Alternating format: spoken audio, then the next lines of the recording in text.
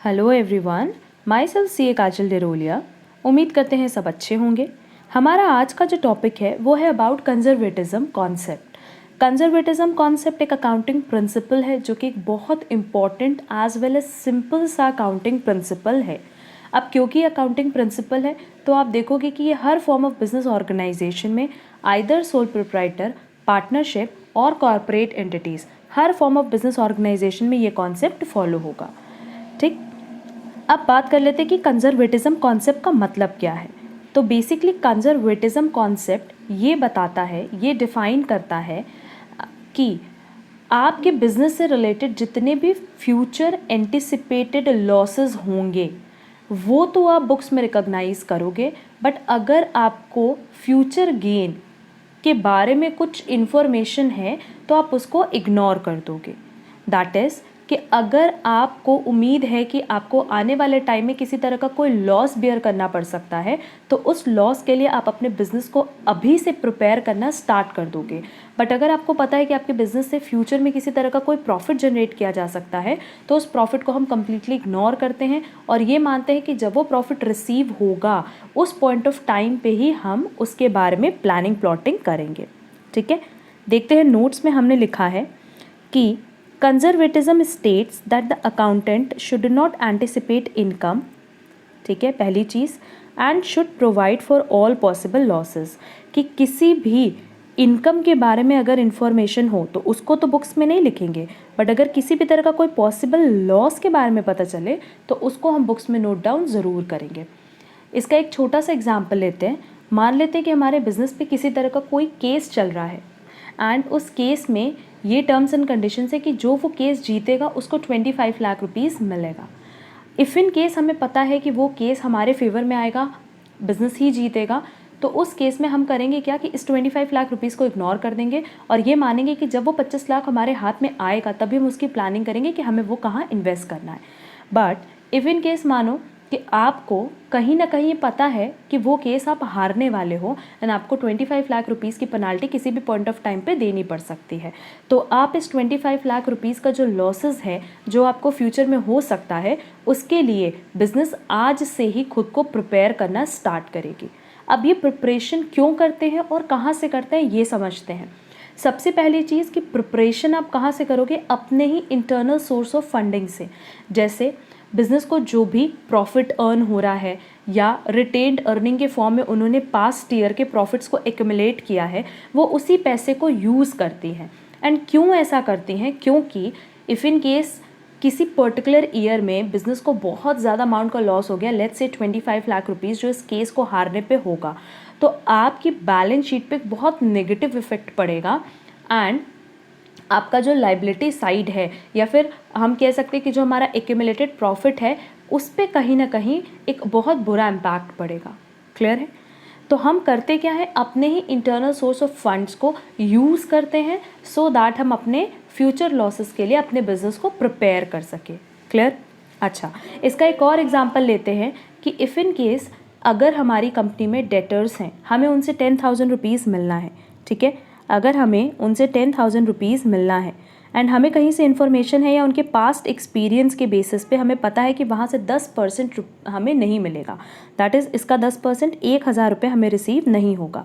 हमें ये बात पता है कि फ्यूचर में हमें 1,000 रुपीज़ का लॉस हो सकता है, दैट इज़ हम इसको और क्या बोल सकते हैं, बैड डेट बोल सकते हैं ना, कि ये पैसा डूब सकता है, डूबा नहीं है। डूब जाएगा तो बैड डेट होगा, फिर डूबा नहीं है। तो हम क्या करेंगे, इस 1,000 के लिए अभी से प्रिपरेशन स्टार्ट कर देंगे एंड ये प्रिपरेशन कहाँ से होती है, अपने करंट ईयर के प्रॉफिट से। अगर इस 1,000 की बात करें तो हम क्या करते हैं, प्रॉफिट एंड लॉस अकाउंट में एक्सपेंस साइड, टू साइड क्या दिखाते हैं, टू प्रोविजन, और जैसे ही आपने टू प्रोविजन दिखाया आपने क्या किया, करंट ईयर के प्रॉफिट को रिड्यूस कर दिया। क्लियर है?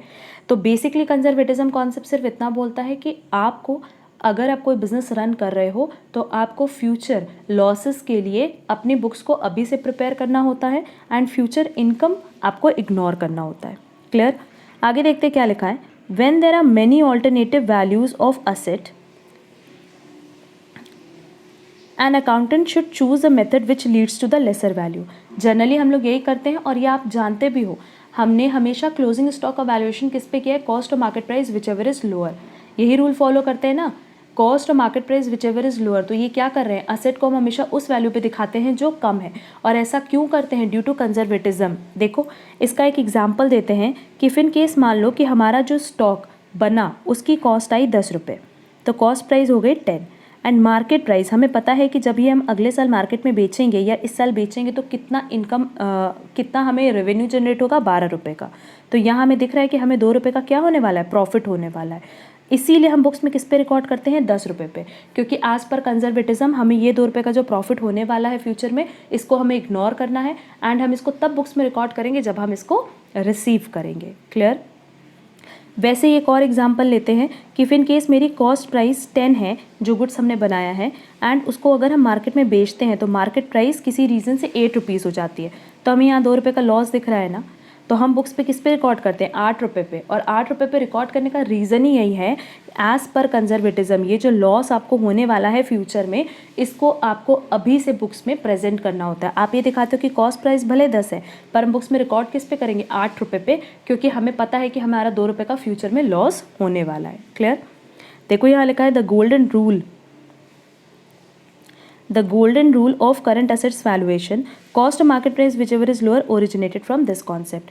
तो ये जो पूरा का पूरा एक गोल्डन रूल है कि हम अपने करंट एसेट को या कह लो स्पेशली क्लोजिंग स्टॉक का वैल्यूएशन करते हैं कॉस्ट और market price whichever is lower पे। तो ये जो रूल है ये कहाँ से जनरेट हुआ है, कंजर्वेटिज्म कॉन्सेप्ट से। क्लियर है। आगे देखते हैं क्या लिखा है। For this concept there should be at least 3 qualitative characteristics of financial statements. Conservatism के लिए 3 चीज़ें आपकी फाइनेंशियल स्टेटमेंट में होनी चाहिए। पहली prudence, then neutrality and third faithful representation of alternative values. What is prudence? Prudence यही बताता है कि आपको फ्यूचर एंटिसिपेटेड लॉसेस को तो बुक्स में इंक्लूड करना है, उसके लिए अभी से प्रिपरेशन करनी है अपने इंटरनल सोर्सेज ऑफ फंड से, एंड अगर आपको फ्यूचर में कोई इनकम जनरेट होने वाली है उसके बारे में आपको इन्फॉर्मेशन है तो आपको उसको इग्नोर करना होता है। सेकेंड न्यूट्रलिटी, जो कि सबसे इंपॉर्टेंट पॉइंट है। न्यूट्रलिटी मतलब आप किसी भी ट्रांजेक्शन के बारे में अनबाइज्ड होकर के सोचोगे तो ही आपको पता चल पाएगा कि एक्चुअल में आपको कितना लॉस हो सकता है एंड आपका क्या प्रॉफिट हो सकता है, जिसको कि आपको इग्नोर करना है। बट अगर आप बायस्ड रहोगे, आप कोशिश करोगे हर चीज़ में प्रॉफिट देखने की, तो उस केस में फिर आप कंजर्वेटिज्म फॉलो नहीं कर पाओगे। And last is faithful representation of alternative values, कि जो भी उसका ऑल्टरनेट निकल सकता है एक पर्टिकुलर सिचुएशन में, जो भी ऑल्टरनेट निकल सकता है प्रॉफिट और लॉस के लिए, उसके लिए आपका फेथफुल रिप्रेजेंटेशन होना चाहिए। मतलब अगर आपके स्टॉक की वैल्यू मार्केट में आपको पता है कि 8 रुपये हो गई, 10 रुपये की तो कॉस्ट प्राइस थी, तो आप इस 8 रुपये को लेकर के फेथफुल रहोगे। आप ये नहीं बोल सकते कि हमने तो 10 रुपये पे इसलिए रिकॉर्डिंग की थी क्योंकि हमें इसकी इन्फॉर्मेशन ही नहीं थी। अगर आप बिजनेस करो तो बट ऑब्वियस आपको इसकी इन्फॉर्मेशन होगी। तो ये 3 पॉइंट एग्जिस्ट करना ज़रूरी है कहाँ, आपके फाइनेंशियल स्टेटमेंट में। तो ओवरऑल कंजर्वेटिज्म कॉन्सेप्ट में सिर्फ इतनी सी बात बताया कि फ्यूचर में आपको अगर कोई भी लॉस होने की उम्मीद है तो आप अपने बिजनेस के बुक्स को अभी से मेंटेन करना शुरू करो एंड आप उस लॉस के लिए अभी से खुद को प्रिपेयर करना शुरू करो अपने बिजनेस को, सो दैट जिस पॉइंट ऑफ टाइम पे वो लॉस होगा उस पॉइंट ऑफ टाइम पे हमारी बुक्स ऑफ अकाउंट्स में बहुत ज़्यादा डिस्टर्बेंस अकर नहीं होगी। एंड दूसरी एंड इम्पॉर्टेंट चीज़ कि अगर फ्यूचर में हमें कोई इनकम होने की, प्रॉफिट होने के चांसेस हैं तो हम उन प्रॉफिट को इग्नोर करेंगे और ये मानेंगे कि जब वो प्रॉफिट हम रिसीव करेंगे उसी पॉइंट ऑफ टाइम पे हम उस पर किसी तरह का कोई डिसीजन लेंगे कि वो फर्दर हम कहाँ इन्वेस्ट करें या कैसे यूटिलाइज करें। क्लियर। तो ये हमारा पूरा आज का कॉन्सेप्ट था अबाउट कंजर्वेटिज्म। इस टॉपिक से रिलेटेड अगर आप लोग को कहीं पे भी कोई प्रॉब्लम होगी तो कमेंट बॉक्स में कमेंट करके ज़रूर पूछना। आज के लिए बस इतना ही। Thank you so much.